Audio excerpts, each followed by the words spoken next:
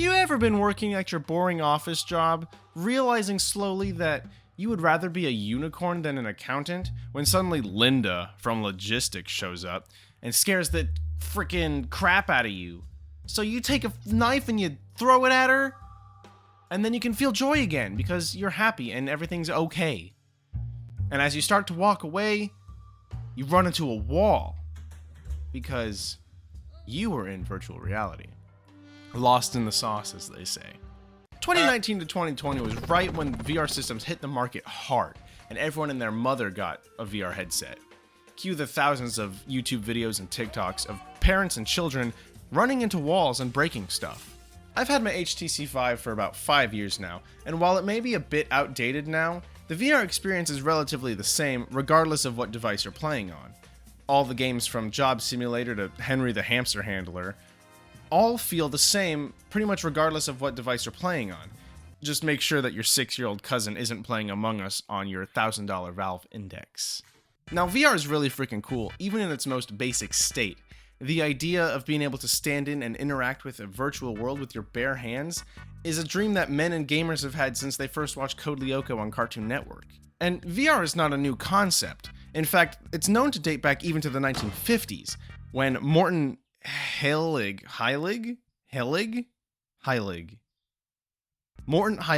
invented the Sensorama as an attempt to make people feel like they were actually in a movie. And it looks like one of those things you see in the corner of like a back hallway in the mall where like you can experience what it's like to be in a hurricane or experience what it's like for it to take your soul. Now, I could talk forever about how much I love VR and the infinite possibilities it has, but that's not what the video's titled, so I'm not going to talk about it. You're probably assuming I'm going to talk about horror games, but that's actually not where I get my VR scares from. I'm talking about the scares you get when you boot up a new game for the very first time, the chill that runs up your spine as you're playing VR alone in the dark, the paranoia that you feel when you hear a noise and you're like, was that in the game or was that in real life? VR, as evidenced by the scared people that I previously mentioned, is totally immersive. Now, these people are experiencing VR for the very first time, so while their reactions are hilarious, they're also understandable. They just haven't gotten used to the idea that everything around them is fake and can't hurt them. So their instincts kick in. Now, I consider myself to be a VR veteran by this point, and I'm completely acclimated to the VR experience. That isn't to say I can't get motion sick or can't get scared at all by VR. Oh my god. But I have a much higher tolerance for it than someone who is completely inexperienced. What the hell? Regardless, I want to share some of my weirdest and strangest VR scares that I have personally experienced, and I want to explore why I felt fear in these particular situations. So without further ado, let's get started. I have been living on my own since 2018 when I moved out of my parents' house and got an apartment. Now, I've shared multiple apartments with multiple people over the last few years. Despite this, I have found myself very frequently playing VR alone. At least, that's what I thought anyway. More often than not, I would start playing around the end of the day while the sun is going down, and then find myself quitting after it's completely dark. And I just want you to picture that for a moment. Taking off the headset to find yourself in complete darkness. It's a very unnerving feeling. To make matters worse, I play VR with noise-canceling headphones. It's good for the immersion, but sometimes when you have a quiet moment, you may hear a dull thud that's definitely coming from outside your game. I can't tell you the amount of times I've paused a game and stood there, listening, waiting. It really builds the paranoia. Are you sure you actually heard something? Are you really alone? What will you do if you take off the headset just to see someone standing in front of you? It's especially bad if I've been playing something that's already got me nervous. And what makes me nervous in VR? Same as real life, honestly. Dark rooms, mysterious noises, unfamiliar places, heights, water. Yes, water terrifies me. Oh god! I can't really explain it fully, but I have this irrational fear of water. More specifically, large and deep bodies of water that you can't see the bottom. I also have what's known as submechanophobia, which is the fear of mechanical things in water. This most commonly is related to animatronics on water rides at theme parks. Now, I'm not paralyzed in fear by these things. In fact, I love the beach. And I've gone on plenty of water rides with animatronics, like the Jurassic Park one at Universal. They don't paralyze me. It doesn't stop me from enjoying those things. For me, the fear comes from being in the water with the thing. I'm afraid of being snagged by some part of the mechanics or not being able to swim away fast enough.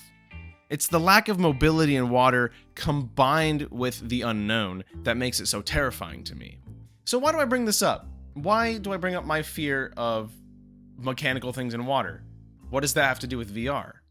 Well, that's because of a little game called Blade and Sorcery. This is perhaps one of the best VR games I have ever played, and it's one of my favorites. It's a fantasy sword fighting game, and the single biggest fear inducer that isn't a horror game for me. It ticks off nearly every element that brings me fear. Let me tell you a story. I bought Blade and Sorcery because it looked dope, had great reviews, and you could mod the crap out of it. Honestly, bought the game just to add the Star Wars mod and play with that. Now I booted up the game for the first time, went through the tutorial stuff, learned how to run, jump, climb, pick up stuff, etc. When you get to this cave, here you find yourself on the precipice of a deep hole filled with water that you need to get across to continue the tutorial. There is no way around this, and you have two options: run and jump and hope you land on this platform here, or you can shimmy your way across this wall. Simple enough, right? Apply the skills you've learned, go on an adventure. Basic tutorial stuff. If this was Skyrim or any other non-VR game, I'd be totally all for it. I would be running in there head first, without a care in the world, without a fear at all. But let me tell you, when I got to this hole, I was frozen. There was nothing inside of me that was willing to go near that hole. And I stood there for probably 10 minutes, really analyzing, weighing my options, and coming up blank. I could not get myself to attempt to cross it. I was so scared, I even looked for another way around. And this is ridiculous, right? It's just a video game. I can't be hurt by this whatsoever. And if this was Skyrim, I would be thrilled to explore this cave. So why then, when I am in VR, I am so petrified of the exact same experience? Now, caves in water are scary enough on their own, and also pretty exciting at the same time, I have to admit. But when they're combined, they are infinitely worse. Add the height, the unfamiliarity, and the darkness of the upcoming cave, and you've got a recipe to stop me in my tracks. Plus, at this point, I had no idea if you even could swim in this game, or if there was anything to be afraid of in the water. It was that fear of the unknown that stopped me. Fortunately, I was able to steel myself and finally make the jump, and land it successfully. But then I had to face the cave. Now this wasn't as difficult, since the longer I played the more comfortable I became, and I figured since it's a tutorial, they probably weren't going to throw anything too big and scary at me right at the beginning. I mean, you never know. It's possible. They can do whatever they want. It's a video game. But I figured the tutorial wouldn't be that bad, so I was able to push through that cave and explore the rest of it and finish the tutorial. The only other thing that really scared me was the ocean. I mean, just look at this thing, right? Like, I love the beach. I've been to the beach personally myself. I've been to the ocean multiple times, and I know what those waves feel like. I know how powerful those waves are. And this is a rocky island. It's super rocky. You go over here, you go over there, you look around, look at all those rocks. And look at how big and powerful those waves are. If you fell in, you are dead instantly. That you're going to get your head bashed against a rock and you're going to die. And if you fall in, you're not getting out at all. You're stuck. That's it. Game over. I can barely get myself to go waist deep in this little beach area that's completely safe. It's just such an irrational fear, which is made even more ridiculous because it's a game. It also doesn't help that the death screen scares the crap out of me because it's slow-mo and black and white, and then there's that music going, oh! And also if you pause the game, your avatar appears next to you. Hell? It doesn't just disappear. And that scares the crap out of me every single time. Warp Frog, please remove the slow-mo on death and the black and white in the haunting music, or at least put an option in there, please. I'm tired of being scared every time I die. Also, the loading screen ambience freaks me out as well. Now, if I were to describe some of my first VR scares, it would definitely be in the hub world of Steam VR. And I don't know how it is on other VR systems, But at least with Steam VR, you start in this kind of hub world, this house, where you've got all your games on the shelf, you can see your friends list, you can see what other people are playing. It's just kind of a place for you to stand and be in an environment without being in a game yet. It allows you to pick a game and like just kind of hang out in the VR, get yourself acclimated before you start playing something. And this is really cool as a little world because you can make whatever you want to be your spawn area. And there are many different hub worlds to choose from, so you can customize them however you want. You can add screenshots, you can add furniture, really whatever you want to do, you can make it be. And people can upload their own hub worlds that they've made, and you can experience those as well. You've got places from Zelda, Mario, The Office, Star Wars, some guy's bedroom. That's weird. There's so many places to see and experience, and since virtually is about the only way we can physically experience these places, it makes sense that we would lean towards them and go deeper and try to explore them in this way. And you'd think that exploring a virtual environment of one of your favorite video games would be cool, right? Well, it is at first, but once you get past the initial excitement of exploring these worlds, you'll notice they're all empty. There's no people. They're all still. There's no characters. There's no movement. There's no life. No amount of happy music or ambiance is going to change the fact that you feel that there's something off about this world that you're in. And there's both the paranoia of the real world, where you think you heard something in the real world, but all your senses are covered by this game you're playing. There's that paranoia where you're not sure if something is out there, but then there's the in-game paranoia. And that's what this hub world really does for me, at least. Am I really alone? In this VR world, is there something in this world that I have not seen yet? And if you happen to go to a world that you know for a fact houses something creepy, like, oh, I don't know, the well in Kakariko Village of Ocarina of Time, you know what's down there, I know what's down there, and I can't bring myself to go down that well. I don't want to know what's down there. I'm too scared. I don't want to see that thing.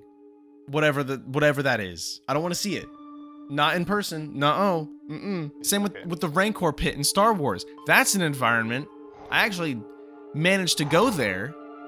Look at this. You can't tell me that that is not terrifying. And I was nervous the entire time I was staring at that Rancor. Like, I was ready to get out.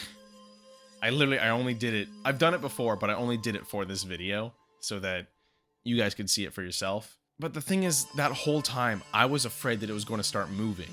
I don't care that it was still. It's in a virtual environment that somebody made. Because of that, anything can happen. Anything. It's a virtual world that somebody programmed. Logic and reason go out the window. Physics, gone.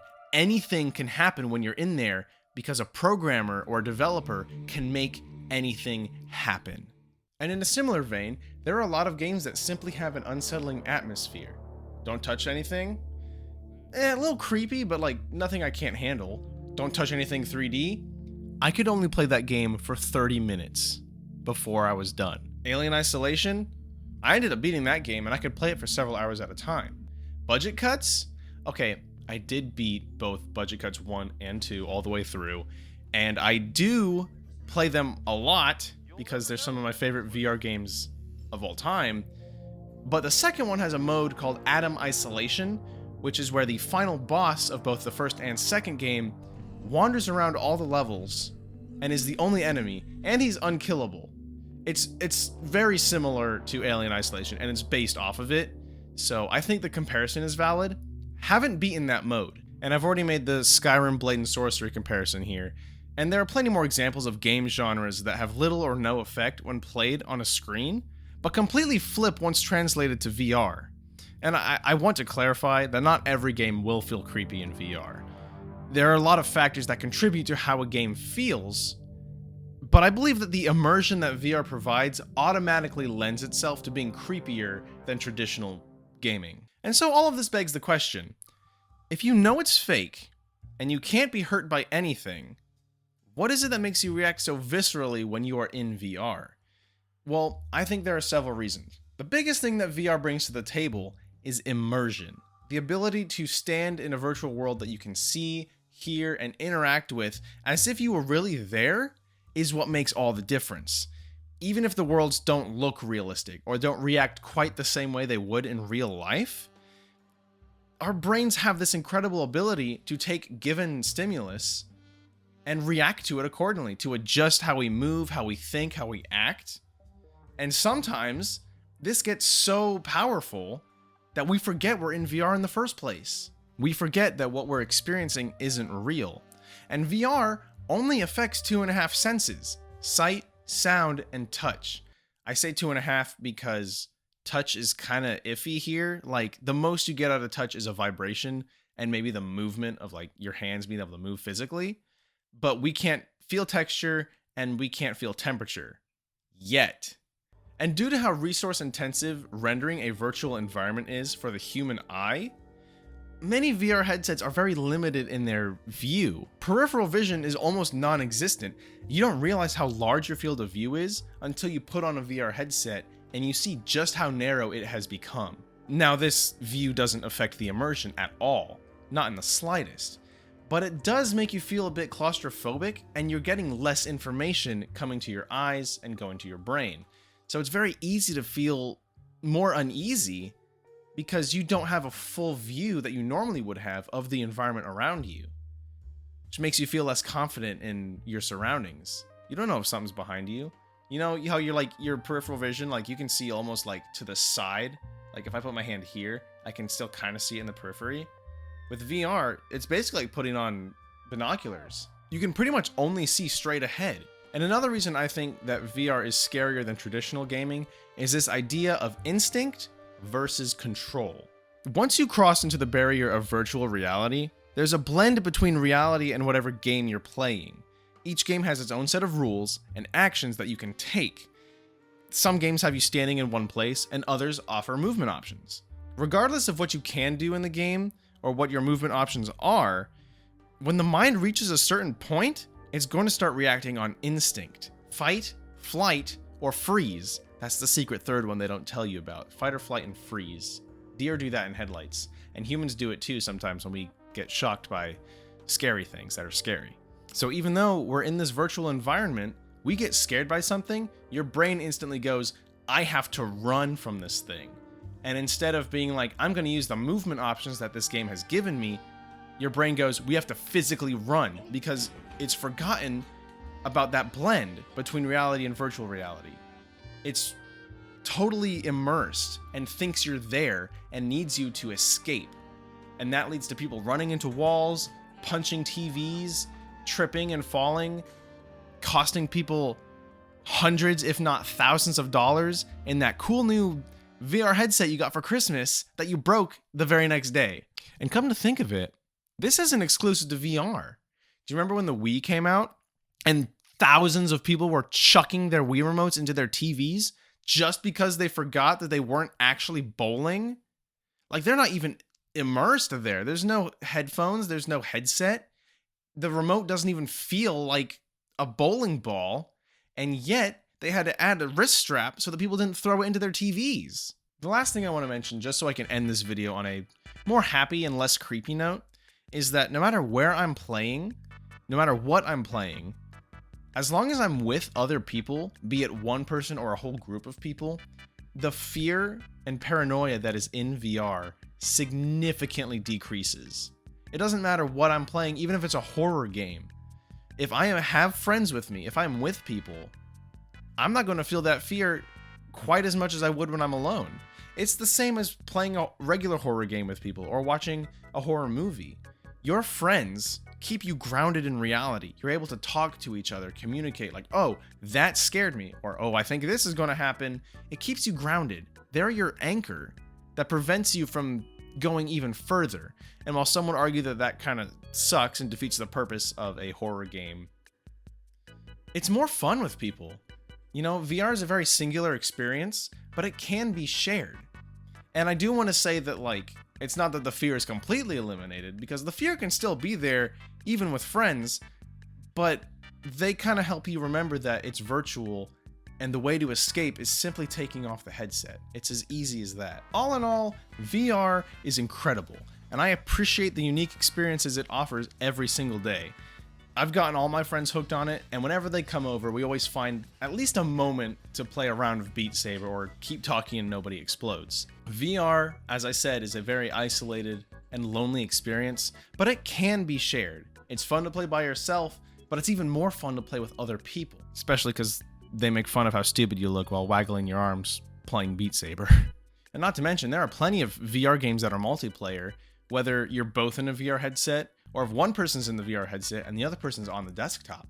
Those are my favorite. So if you're interested in more VR or just gaming in general, you can follow me at twitch.tv/masterelusive. That is where I stream. All the VR footage in this video was taken from there.